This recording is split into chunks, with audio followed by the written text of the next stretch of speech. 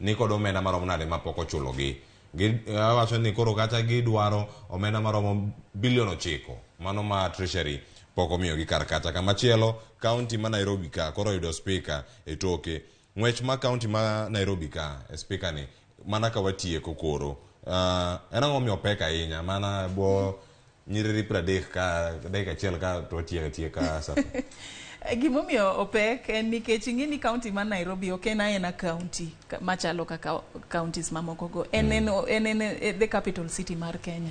En moting'o gimoro amora, en mo connect with the international community. Koro ing'eni wang tengi kendo jogo manyalo bedo ni in charge of the county, in charge of a very big stake. Emomiyo jo siasa te ng'iyoga ni county ma Nairobi ni kata koboni wang'iyo county mamoko gi mabe nyaka wabed sure ni wan gi jowa kae. Koro ing'eni it was a very tight competition. Awinjo ni 24 people manobiro mano kao forms mag nomination. Ji 9 noduoko forms to ji abiriyo wito oko ma include the former speaker mane Benson Mutura mane ji paro ni samoro ne en gi upper hand e wachni.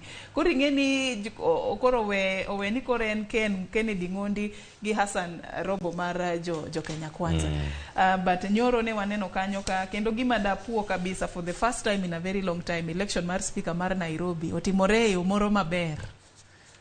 Ing'eni wang'iyo ga ni en ga very chaotic, waneno tear gas ka, waneno weche mang'eny ma osebedo ka wang'iyo go e weche elections mag speaker ma Nairobi. Kendo napuoyo kabisa nikech nan kanyo nyoro kaka ne gi conduct that process.